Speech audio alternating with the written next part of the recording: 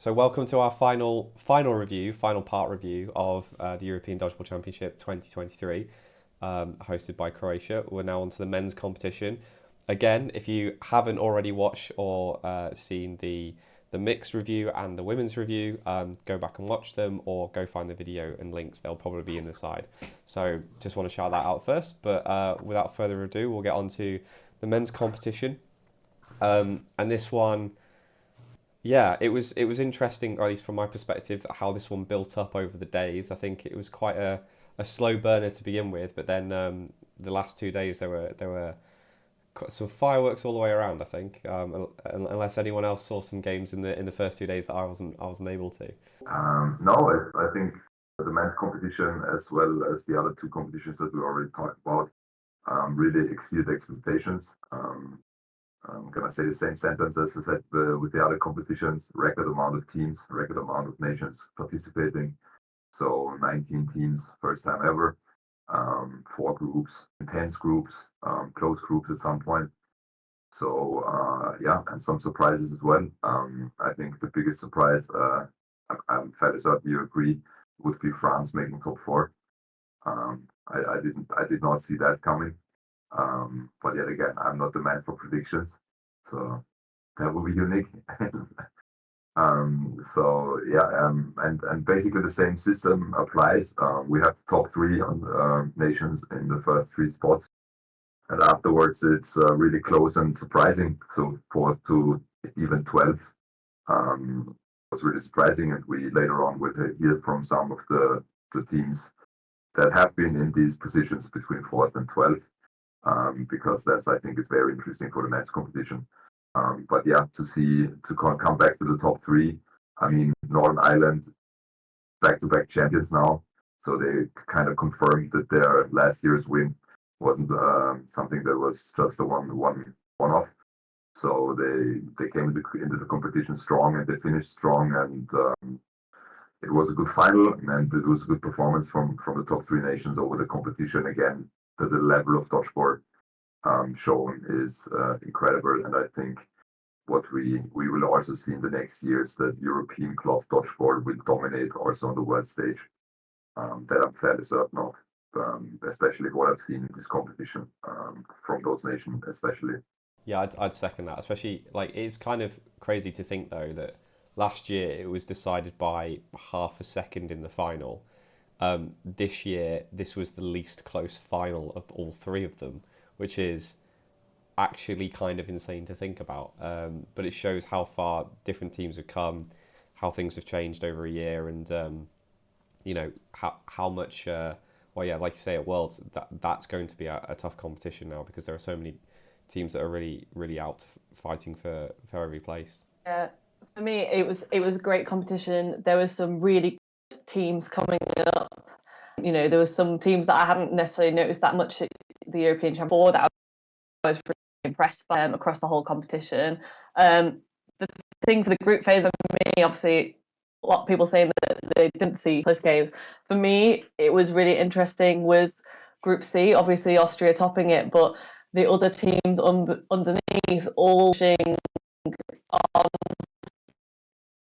I think I'll highlight Group C as well, but maybe for a different reason from Emily, is that when you're looking at that top 3, especially in the men's division, for me personally, it was all about who's really coming out firing. So to parrot, kind of appreciate what Max said as well, is that Northern Ireland did the back-to-back, and the first time wasn't a fluke. And there were 2 games in the entirety of the group stages where I looked at and went, okay, these teams have come here to play. And it was Austria against Wales, and it was Northern Ireland against Sweden. Those 2 games, sorry to mention that game again, Dan, because I know you're listening. But it was Austria putting almost 20 unanswered points on Wales, and then Northern Ireland doing almost exactly the same to Sweden. And it was just showing that these 2 teams, and people had their eyes on England as well, but Austria and Northern Ireland genuinely seemed like the men's teams that had come here to really stamp their mark on that gold medal. And those were the 2 performances that I watched, and I was lucky enough to commentate, that really showed the rest of Europe that they were going to be the people here to beat.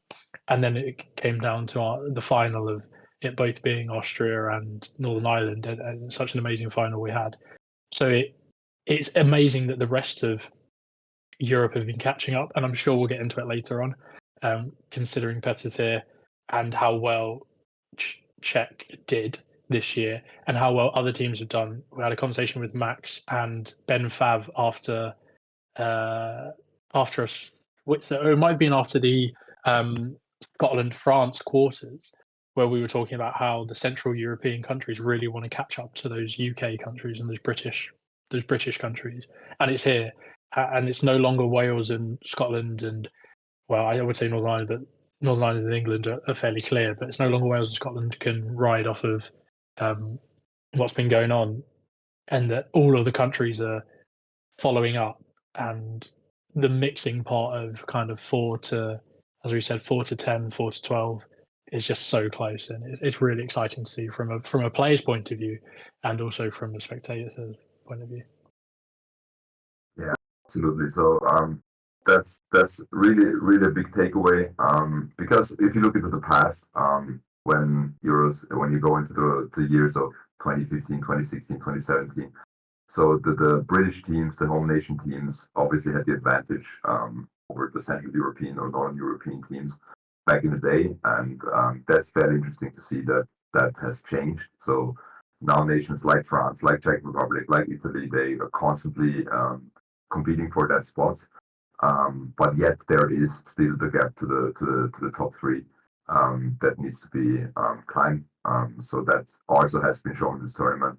So so for England, Northern Ireland, Austria, so it will be a challenge, and I would be interesting to hear what then our guests have to say about that, how this gap can be closed.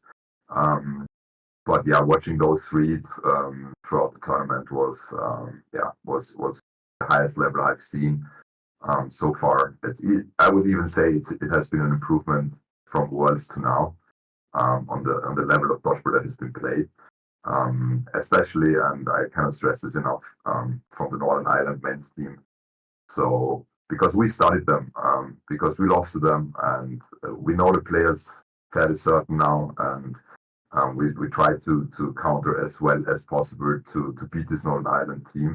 Because from the draw, it was expected to either face them or England in the final if everything went to plan, and I was certain it's going to be Northern Ireland just because of how we studied the players. Obviously, England had other plans, but then there was this semi-final where Northern Ireland demolished them in the first half, and England had no chance of coming back in that game. So it's going to be interesting to see also what England does in the future to kind of be competitive on the level again, to give a fight to Northern Ireland or to Austria. But yeah, so this men's competition, from the top three, I think it was a deserved title for Northern Ireland, especially when you consider how many games they played in a close spectrum. Also, the top men also playing the mixed full time in the mixed games. So yeah, interesting. Yeah, I think one team that I'd definitely be interested to understanding how their tactics meant that they were closing in on one of the top three teams in the group stages. And we've got someone here today to talk about it. Is how Switzerland brought it within one set against Austria in the group stages, because that was a game I was sat on the other side of the hall, and then someone just goes to me and say, you know, that Switzerland-Austria game is pretty close, and I look over and I'm just like, right, get the camera out, zoom in on the lens to see the score, and I'm like, oh, very pleasantly surprised by that one. So we'll have to learn more on what on earth what was going on in that game, and how they were so, how they did it, because I'm sure a lot of other teams listening to this will really want to know. Yeah, I think you said it best when you described it as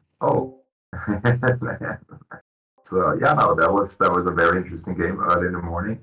But yeah, so that it tells you that you have to be at 100% in these competitions. You cannot go into a game to say, we're gonna play with 60, 70, 80%. And it's going to be enough, and we're going to win by 20 points. So that's not happening anymore. So you need to have the players at 100%, and you need to have each game at that level be played fully to a full extent.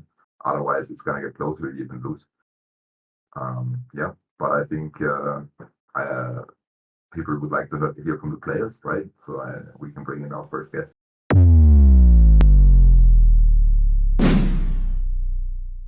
Yeah, definitely. So Dan, Mr. Dan Henshaw from plays for Wales. Welcome to the podcast.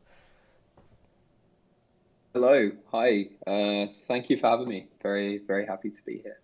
No, glad to have you as well. So, well, first of all, a bit of a unique perspective, I guess, is someone who has to commute to training by plane for national training. How did you find that? How was preparation for Euros? It's quite a trek for you guys, or for you definitely. How did you find it, and how did you find the Welsh setup? Because I know they've had some new head coaches come in. So, what's the Welsh camp like at the moment? In terms of traveling, I would say that the increased prices of flights hasn't been too favorable for me over the past couple of years.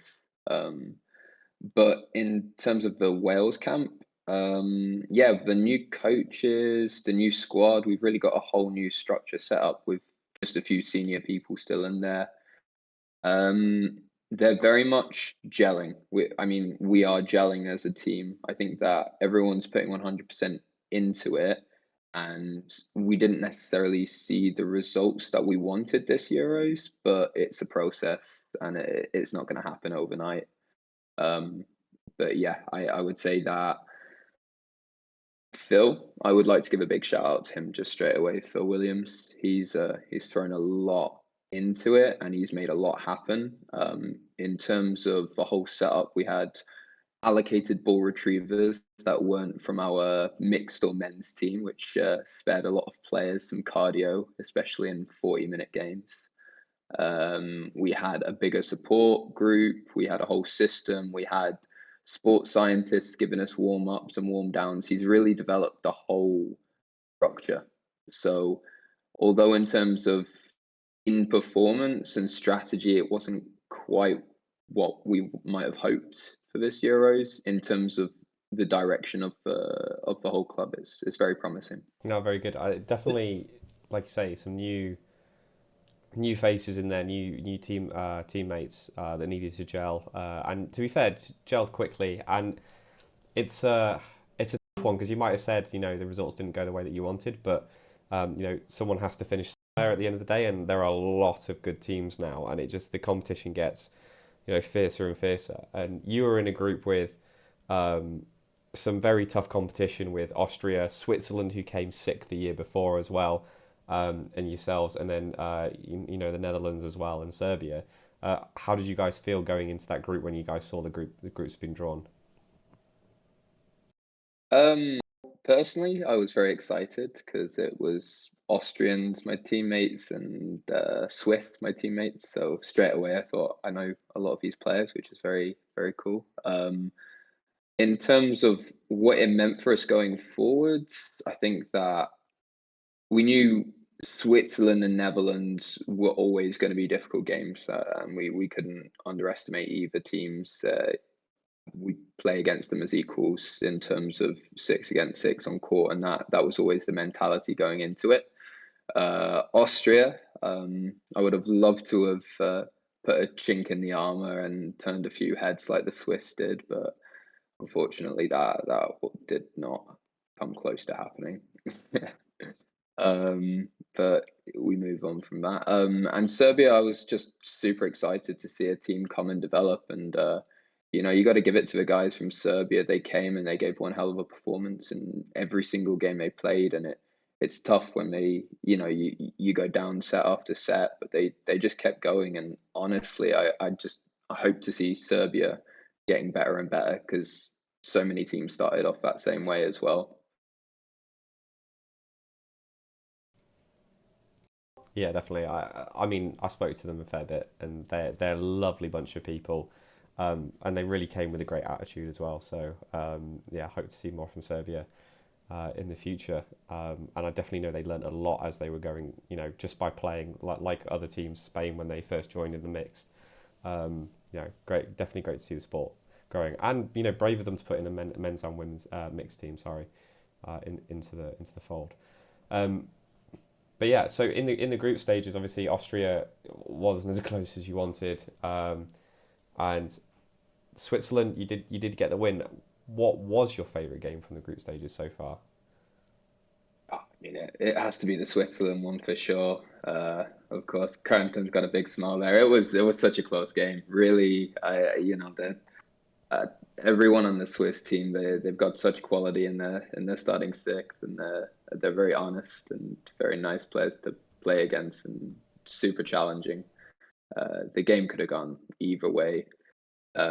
I did say earlier that the results didn't go the way we wanted, but like the outcome didn't go the way we wanted. In terms of results, we only lost one game that we would have hoped to win.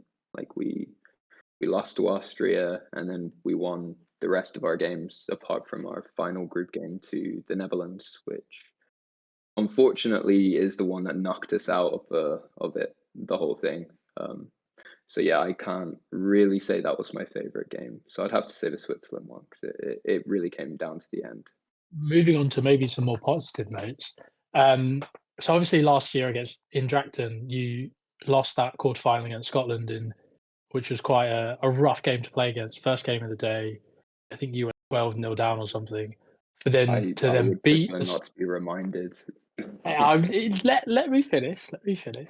But then you to then beat them this year in the 9th, 10th playoff, something 10th, 11th playoff, something playoff, and to get kind of your revenge on Scotland. And I'll cover the badge of the jersey that I'm wearing at the moment for you to be able to answer honestly.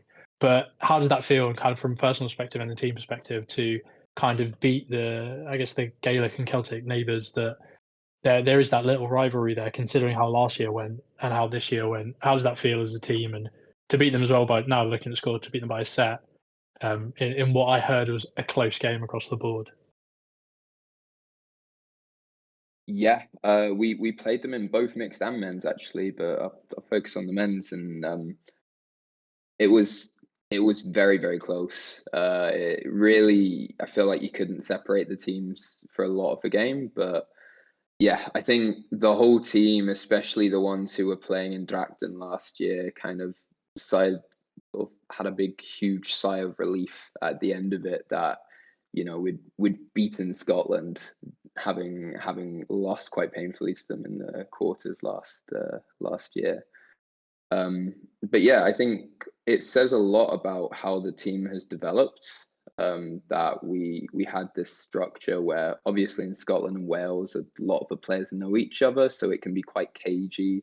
You've got a lot of countries that don't really know each other so well, but when it comes to the home nations, especially when everyone's playing in the British League, everyone knows each other, so it's no longer a matter of trying to work out your opponent. You already know them. It's more about applying the strategy around it. So yeah, I think it says a lot that we've managed to sort of move to the point where we were beating Scotland, because the year before we lost quite painfully to them. But also I think it says a lot about the other teams in general as well. The fact that it was a 9th, 10th playoff that we were in, where previously it was a quarter final where one of us was going to be going to the semis and getting at least fourth. And actually we got knocked out of our groups, and we weren't even in contention for these quarters. So I think one of the most notable things about this Euros is the gap that was mentioned being just completely closed in that area where you've got Czechia and Switzerland and France and Spain and Italy and all of these countries that it's no longer one team's better than the other, and it's more about strategy and rock paper scissors, which team's strategy is going to work against the other teams. Is there a team that puts lots of pressure on? Is there a team that can just survive big arms because they're good at dodging? It's multi-dimensional, whereas before I think there was a lot of just, we have better players, we can win this, and now it's not like that. Yeah, last couple of questions, I guess. In terms of going forward, you guys are in the Western European Championships next year in Paris or in France, and then obviously there's Worlds and Euros going on. You said that we've had quite a bit of change in Wales in the structure with the coaches, new players coming in.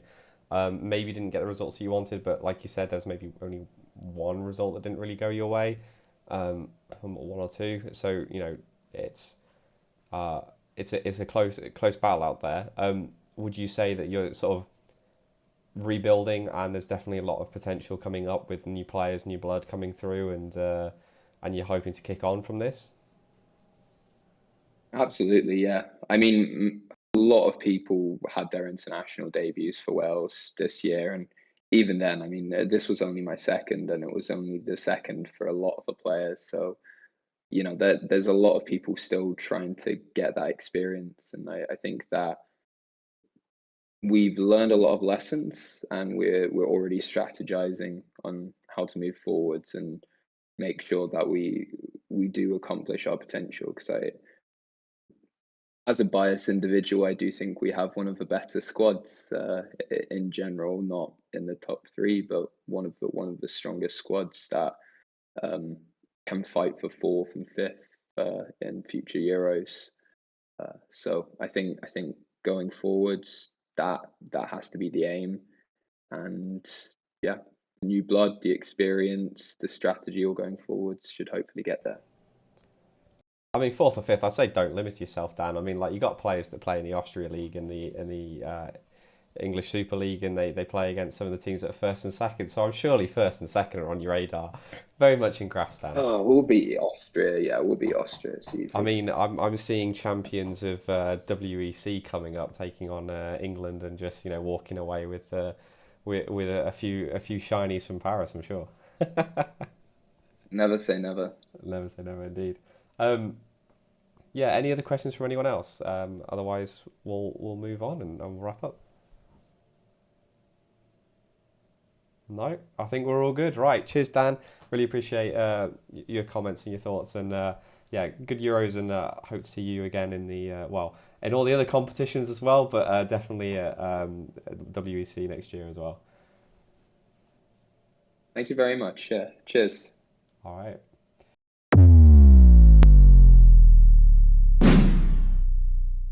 Okay, so on to our next guest, a player who played in a game, I believe, against Dan in the group stages. Corentin, welcome to the podcast.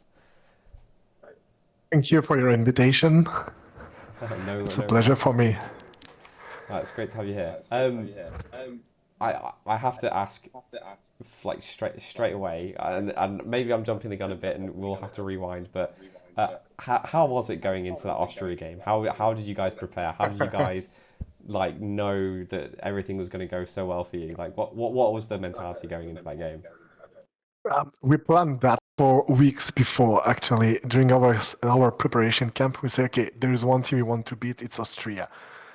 I'm sure we can. Our coach say we will beat them. So we say, okay, we'll try to. And we leave all our life on the pitch. And that's what happened. It was really enough close, and we played really, really well. And that was one point we were really all together, throwing all together, hitting when it's needed, dodging when it was needed. And what surprised us a lot was okay, we surprised Austria. So that was at the first point. After we won 6-2 after the 4 sets, we're okay, we are ahead. And now they change the strategy and say, okay, so that's why we play well. So let's continue like that.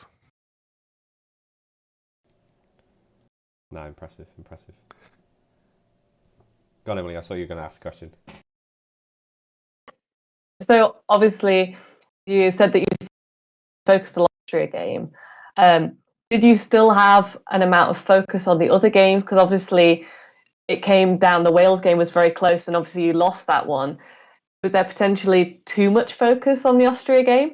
I won't say we were too much focused on Austria games, but maybe we leave too much energized during these games. I think if we were losing 12-2, it was everybody will plan at halftime, maybe we will save energy to play better against Wales. Because I think our games against Wales was not our best game during this stage group. we were not like 100% focused. It was a late game during the day. We played at 8:30 and then we play Austria later. We were a bit tired. We are 7 in the team, so we played like two times 20 minutes in hard games against Austria, and then you have to switch back against Wales and refocus and reput all your energies on. And I think it was the transition was really difficult for us.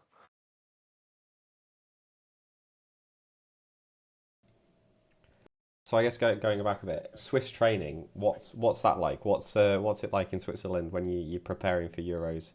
Obviously, you guys held CEC a few years ago, so you guys are big into dodgeball. You guys I always say know enough about what you're doing to be focused on the competition. So how do you guys prepare? What does training look like for you guys? We have the chance actually in Switzerland. We are only now 5 clubs. Starting to improve the number of clubs and players also, but it's still really close, and we are close to each other, like a bit in Austria. So we can train once a week with the national team. So that's a good point. We meet each other every week. We improve every week all the players of the championship, and then for the national squad too. So that's how we plan. And then there is the clubs training also once or twice a week. So the volume of training in dodgeball is improving, so our plays are improving too. Did you mention that you only had 7 players for the men's? We had 7 fixed players because we separate between mixed and men's, like to avoid overlap and wasting time and energy in both, because we can't have good results in both mixed and men. So we focus on the men this year. That was the plan of the head coach, so we follow his plan, the plan of the federation to improve our men's team. So we fix our 7 best players to play in the men's team, and then we have like 4 mixed players, but out of these 4, 3 never played the Euros, so they were only playing like 1 or 2 sets per games. So just to make us rest a bit, but we play at 7 during all the men's team. Just going to ask about how kind of the preparation came towards that, because you saw a lot of squads were bringing 14 players. They were really pushing to get as many players as possible on court because of the new halves and how long they were. How did that affect the team, and do you think results could have gone a different way had you had more players, or if they'd been at different times during the day? Like, how was the preparation during the tournament?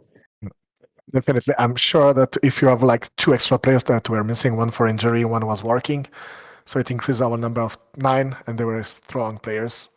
So that can be a better rotation, and we can save energy, and maybe we play better some games. Not the quarterfinals of Northern Ireland, definitely not. But the rest, maybe Wales, it was even closer, or we can win it. And then let's say Italia too. We see that at the end of the tournament, we're like all going down and trying to push what we have, what it rests, but all down energy was on the pitch every games. So it was a bit difficult at the end. I've been fortunate enough to talk to Ben a bit, Ben Fav, and I saw him after your Wales game, I believe, when, as the standings said, you didn't manage to make it through, but it wasn't until the Netherlands beat Wales that you did manage to make it through. What kind of emotional reaction did that have, and how much does emotion play within the Swiss team? Because Ben's a very emotional guy, it seems, from chatting to him. And how does that then portray across to the rest of the team, especially within those close games? That was an awful day, to be honest, for emotion plan, because you wake up at 6, you went to the stadium, you play against Austria, you lost 1 set. You're like, oh, it was so good. You have so much energy, and you're like so proud of yourself. You rest what you can. You go to Wales, you lose it, and you know that was the game you planned that you have to win to go to the quarterfinal. So we were all destroyed. Then we were retrieving our girls when the Wales was playing against Netherlands, and then we heard that they were losing against Netherlands. We're like, what? So at the end of the day, we were completely out of emotions, energized. We lost everything, like going up and down all days. Like, that was so good. Oh, that was so full this game. We lost everything, and then finally we are in. So all the team was like going up and down all day.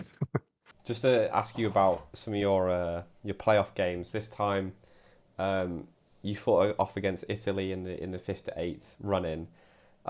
A great team by themselves. They were, I believe, a fairly good strength, and it was really close. It comes down to 2 sets. How do you guys find playing Italy and dealing with their play style and what they bring to cloth? It's definitely a fun one to deal with and different from Austria and Wales. Mhm. But it was a good game. But I think we have one problem in our team. It's when we start to lose focusing or we are tired. Everybody's playing just for himself, trying to save his life and throw and save the team by throwing balls and not to fit to the plan. I think against Italy was also a hard game. We were tired and we start to play each. Everybody want to save the team, and the sets we play well, that's the one we win. So at the end of the game, we're like, oh, if we play well all games, maybe we will win in them this one. Because last year we lost a lot against Italy to fit to the 5th place. And this time we're like, okay, we want to take the revenge, but still not enough for this year. But I'm sure we will get back for the awards or next Euros and try to improve again and continue on that. But we have to be more focused, and maybe with more sub, it will help to be more focused during all games. I'll ask you another one. Yeah, no, definitely. And from I guess, I don't know if you're involved in the coaching perspective, but how did the coaches find it this Euros? And I know you guys surprised a lot of people last year by coming 6th. Was there a bit of a expectation you guys had of 6th is an attainable grasp, and you guys sort of expected that you would reach those levels, or was it just sort of you take every match as it comes? But the main goal of the tournament was to go to quarterfinal again, like we did in 2022 in Drachten, also in a hard group. They were already in Netherlands. They already helped us to pass the time, so maybe once it will be our turn to help them to go through. But now they save us twice, so thank you to Netherlands if they listen us.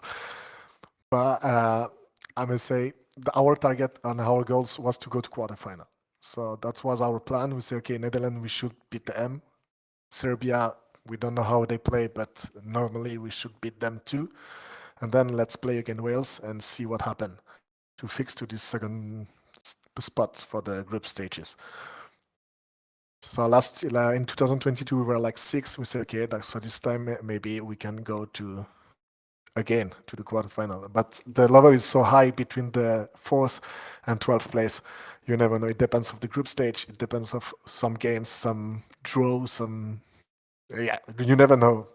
But when we got the group, we said, okay, we will play all against Wales and see if we can pass to the quarterfinal again. Sorry, then frog in my throat there.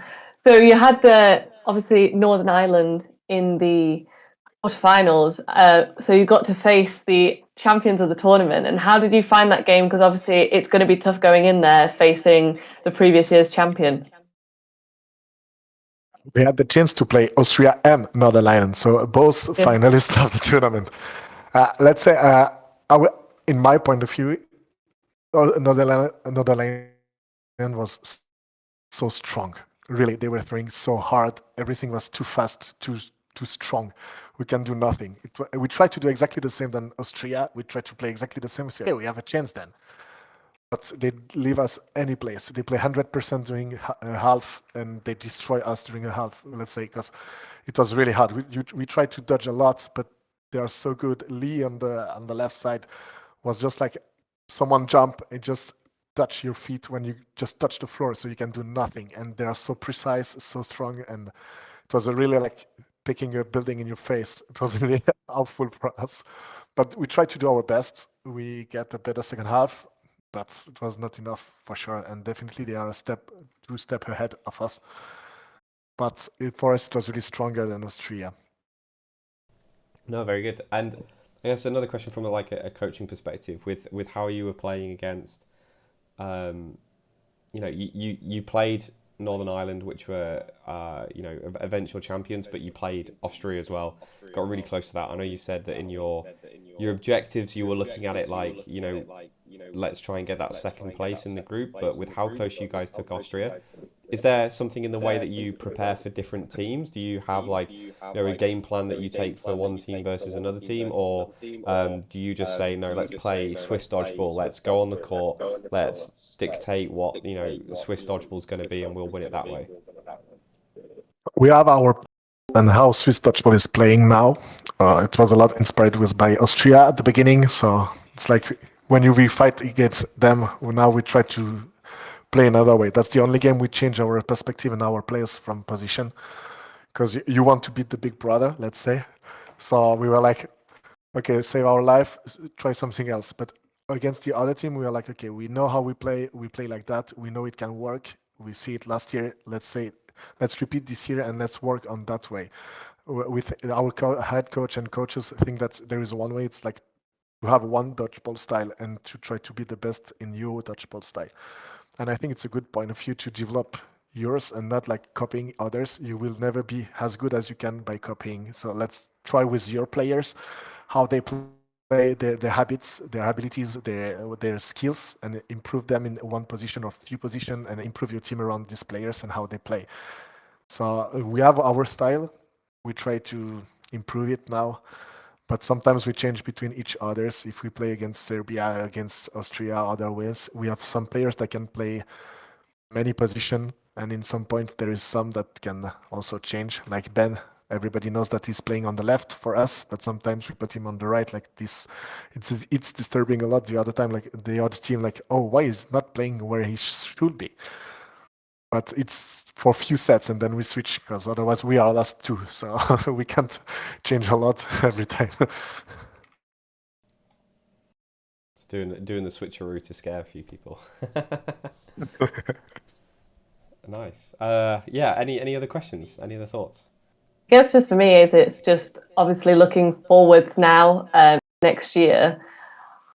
What are your kind of goals for the regional European Championships and then for Worlds sort of next year?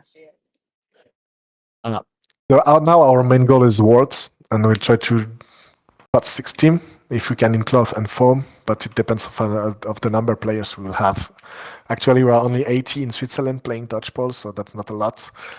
But we are improving and increasing every year. So let's say we will be more next summer, and some who didn't come this year, they're watching all games and they're like, oh, we want to be part of that next time. So that's also good for us to improve our dodgeball. But actually, we don't have any targets or goals for the national teams. But we'll see with the draw, with what we can do there.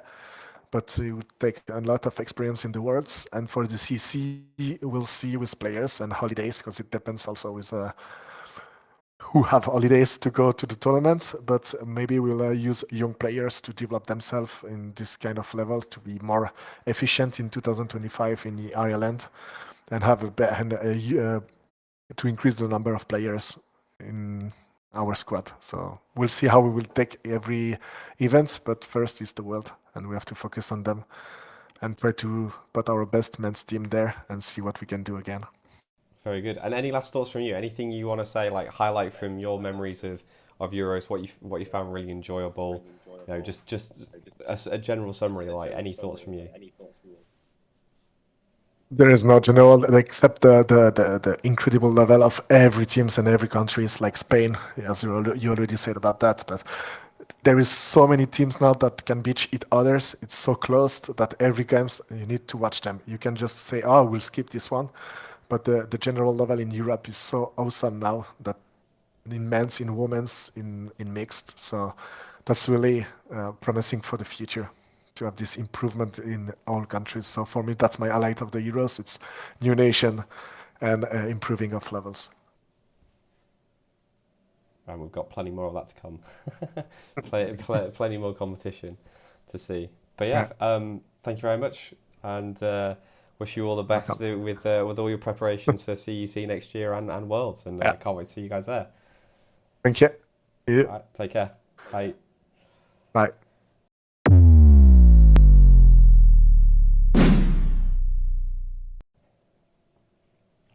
Right, and now on to Petr. Welcome. Hello, everybody. It's a pleasure to be here. How are you doing? How are you finding things? Quite okay. Good. So how did you find the Euros then? How was your experience of the European Championship? Yeah, I really love this year because we get finally some good spots, let's say on the top. Basically, the seeding was for us really good because we had quite a let's say setup goal. We just need to beat one team to get the position which we want. We definitely, let's say, after the group, we was prepared on Scottish guys, but as everyone know, the France make amazing game this year. I would say we know that they are strong and are definitely really good. They have experienced people, but we not saw it coming basically. So after the group, we see that we will meet with the France, so we just check the videos, try to prepare for them. But yeah, sadly, it was not, let's say, our game day. We play on the morning, and we was not ready for that. So we was get quite beaten, quite destroyed. But at the end, it make us stronger because we need to focus more, especially on the team spirit, and also a little bit to be more focused to the games. Yeah, very good. But you did really well in the group stages. So just focusing on that. Sorry, I didn't properly introduce you. So from the Czech Republic, Petr, in the men's, you guys topped your group, fifth overall. I mean, becoming above Italy in that group stages must have been a bit of a highlight, was it?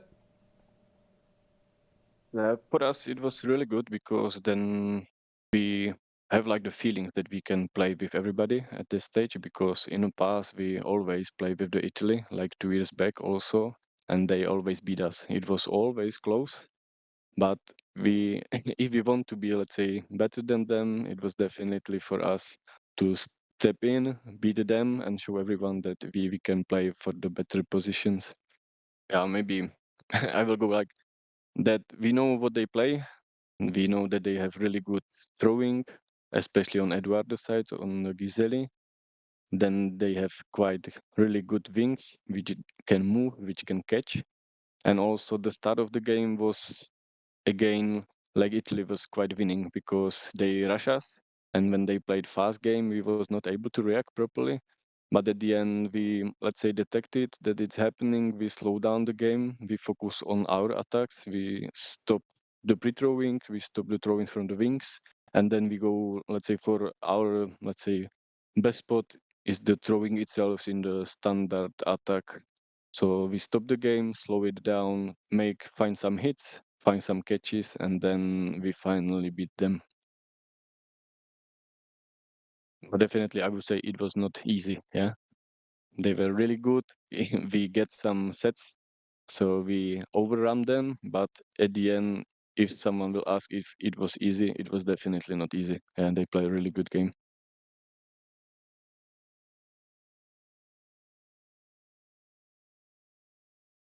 But we mentioned a lot from the commentary, at least, was that the D Storm winning the Austrian National League. How much of an impact did that make on the team, on the men's team at least, because it was that men's team that won? And how did that follow across to your group stage games, especially with the confidence that you had playing against Italy and some of the other teams?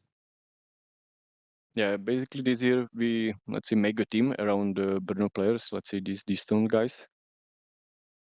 Yeah, we have different clubs, and this Storm is one of them who is also going to the Austria leagues. They are playing also the mixed game and men games. So we make them as a strong base of the team, and then we bring just the people from other, let's say, clubs around the Czech Republic, and we try to fulfill them. Yeah, basically they have strong wings, so we go with that. But we also have to switch that during the tournament, and we try to bring new guys on the wings. And I would say that it's set up for us quite good. With the good throws and, let's say, the strong attacks, we can then play nearly with everyone. So for confidence level, I would say it was really good. But yeah, as always, if you play with the Austria guys, it's always tough. I would not say that we beat them. It was each of the game. I am not sure if everyone saw it, but if you want to see it, definitely nice dodgeball. It was, let's say, all of the games was so equal. We not win, for example, we play with the nasties. We not win single game. Let's say we always just follow their scores, and at the end we won the final set.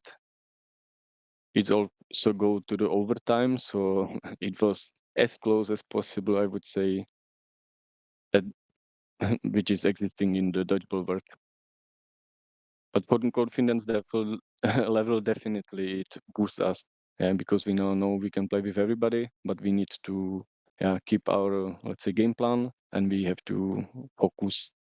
But will need to improve more for the future to, let's say, make a better teamwork, because now we have like Brno, then we bring, let's say, 2 guys for the other teams. We also bring other 2 guys from the different team.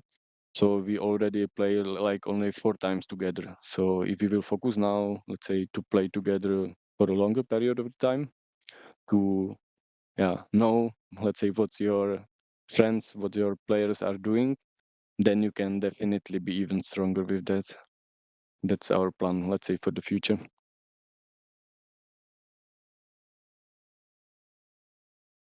Yeah, so obviously we've mentioned about the quarterfinal against France, but then after that you went into the 5th to 8th place playoff, and you had to play Sweden for that initial positioning. How did you find, kind of picking yourselves up after that loss to France and that game against Sweden being so tight? Just kind of how did you deal with that as a team? Yeah, I would say that after that loss, the mentality was a little bit down, but at the end, we was like focused that we know if we will play our game. Definitely, it was not our game when we played with the France. We was not ready. We was not able to throw, and we was low everywhere. So we was like, yeah, what happened. Let's go for the other match. We also played with Sweden a few times in past, so we a little bit know how they play. But we also never beat them. Yeah, last year they had pretty nice comeback. We was winning, so we slowed down the game. We thought, yeah, it's our win. But at the end, we end up with so many catches that they turn around the table and they beat us in, let's say, close match, but they take a victory. So now we played a little bit maybe smarter. We tried to adapt over their game plan because they play quite differently than other nations. What we end up during the match that they are definitely playing only from the defense. So there was strong pre-throws. They focus on some catches on the right side with the Darko. But at the end, we read it up quite properly. We slowed down the game. We throw the balls to the wings and play like their game just to waste the time and, let's say, set up some catches, set up some hits which can win. And at the end, it was really close, but we managed to win that.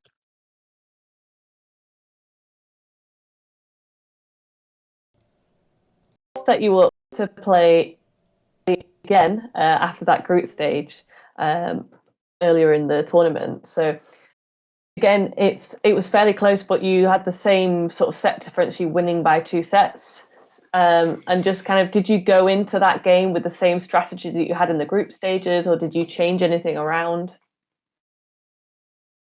We basically play quite similar game, I would say. We want to slow down the game and make, let's say, our slow attacks to get some hits and then end up with some counter plays, let's say, on the central of the court. So basically some counter attacks, some pre-runs and stuff like that. But I would say that Italy played this really well. So in some sets it not work for us. So we then slow down and come back to basically our game. We wait for them to make mistakes. We try to find some hits, and definitely we get some catches, which was really important during, I think, the second half. And it boosts, let's say, everyone's mentality. And then we was able to play like our game, and it was quite, let's say, a good feeling about all the sets. And we was thinking that we can take it once again and confirm the victory again with the Italy. But it was a tough game again, because these guys are really strong. I would say all the teams in the middle, let's say, the gaps are let's say, closing. So I'm really willing to see the next Euro because the seeding will be really important for most of the teams. And then some groups, I would say, will end up with the really equal teams. And that will be best for the dodgeball to see the equal games, the best strategy, which teams can adapt or improve during the sets. And finally, then we will have some winners and, yeah, of course, some losers, but that's the sport. I do have a question about dodgeball in the Czech Republic, because I don't think I see this very often, but it is incredibly impressive that through all three formats you finish fifth.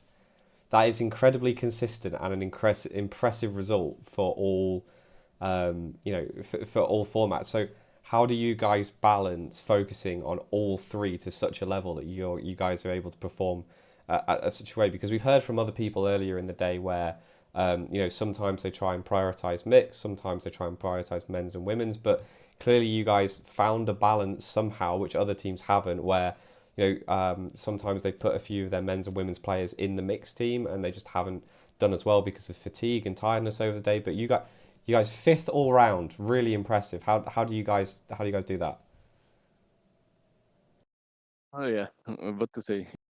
A little bit also with the seeding, basically, because it also help us so that we can focus, for example, on one match, and so we go with full mode to the one match, and then just to, let's say, look around, try to play with the other players. So let's say the wings which play like best from our team, we can give them a little bit time, let's say, to regenerate, relax.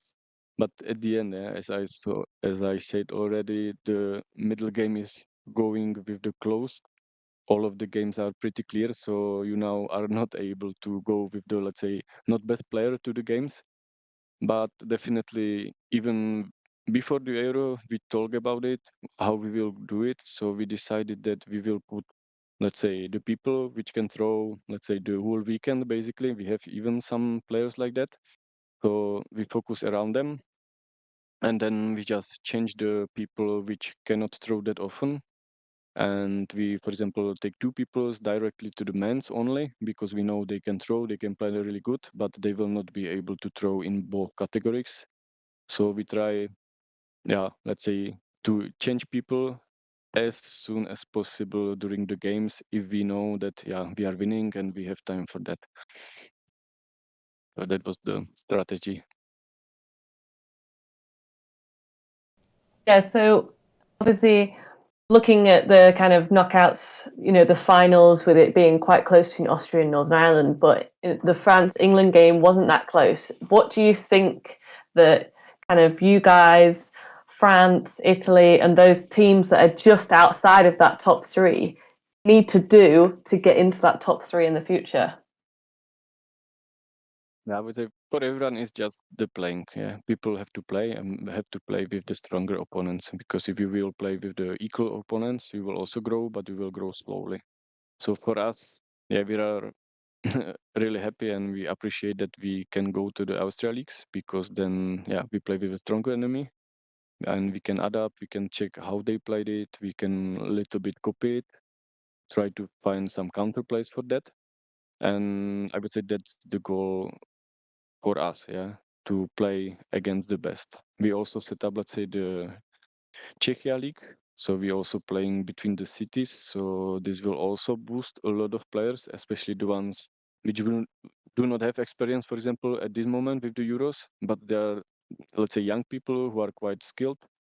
So they are slowly growing. We also try such people to bring to the Austria leagues, for example, for a few days, one game set, one set, and stuff like that. But they will grow definitely.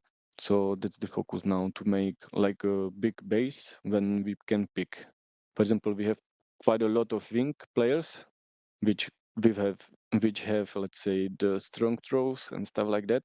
But definitely the dodgeball now, it cannot be just a throwing. Yeah? You have to focus, you have to adapt, and especially the, let's say, middle players are so important. And in past we not focus on it. We try to bring as strong throwers as we have. But let's say for the future, we need to, let's say, work on this quite more, and also definitely we need to focus on the catches, which is like our weakness at this stage, I would say, because we are trying to dodge everything, which is quite fine, but at the end, as we saw also in the finals, basically the Northern Ireland bring in each game, they bring like 1-2 catches, and that was the key why they win in my perspective or in my eyes. So for next year, we definitely on the mid of the game, let's say the players between the wings need to focus on that, and we also need to focus more more on the teamwork definitely, because we not play that often together. So yeah, we need to do it, and definitely the Austria League for us is the key place where we can do it basically. From a bit of a wider perspective, touching on what Nick spoke about earlier, the fact that all three teams were fifth, what's the feeling in the Czech Republic camp about how well you've come, and kind of everyone was talking about during Euros at least about the progression that all of your teams have made. What kind of positive impact has that had, and what does that give you for the future? Because personally, I thought you were all excellent, and it was amazing to see how the growth within a year has happened, and it'd be lovely to see a bigger growth next year.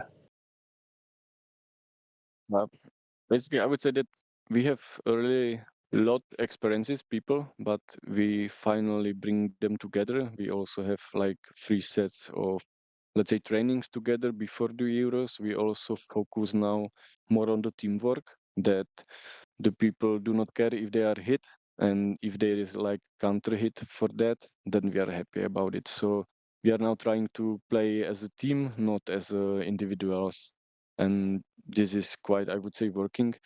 But yeah, honestly, I have to say that our girls were really strong this year. They work pretty hard for it, I would say. Most of them or some of them also play Austria League, so they can grow on this court. And yeah, it was working quite well. Yeah, especially in the mix. The ladies for us was quite a strong base, which then can bring sets to the win. And definitely thanks for it to them. And yeah, we need to bring same performance also next year, and yeah, work on these, let's say, team communications, team gaze, and team strategies.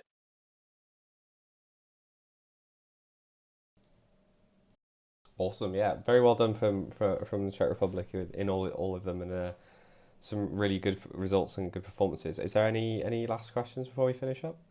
I just personally want to get again just like congratulate you guys on, like, I don't think it can be understated how impressive fifth all round is. Just to do that for everyone is just a really big achievement. I know so many other countries have really struggled to maintain any sort of performance across all 3 brackets, let alone fifth. That's very impressive. Thank you. But yeah, thank you very much, and I think we'll wrap up there, and we'll now wrap up the pod.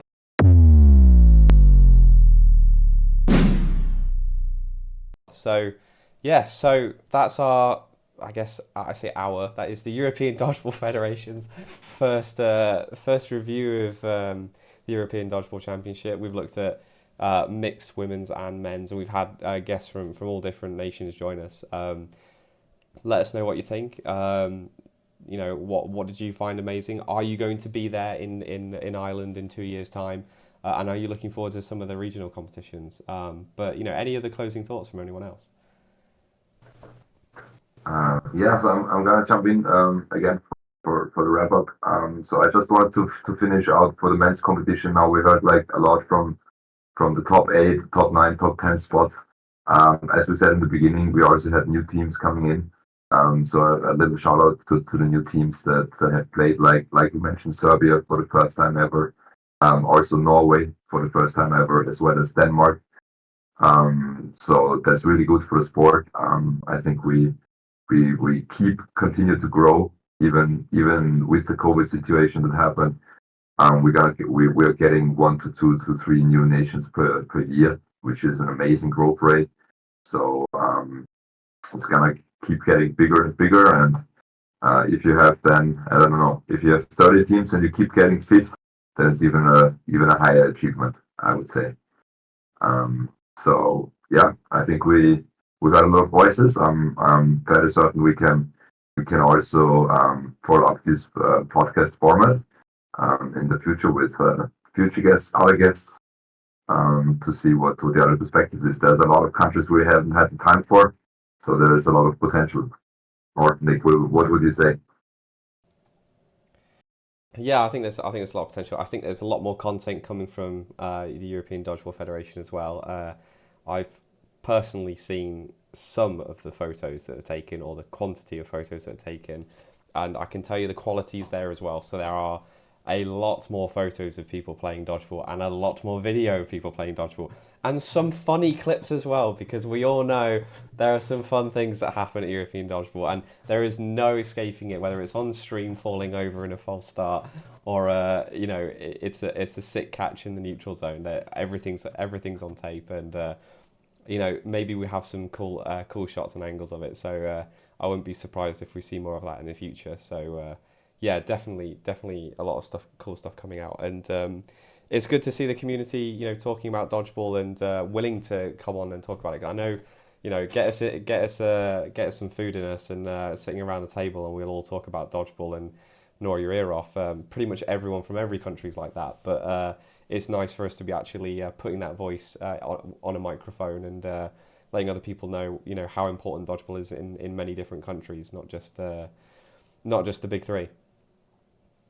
Absolutely. And also thank you to you guys for hosting this. I know it's been a marathon so far, and looking forward to doing this again with all of you.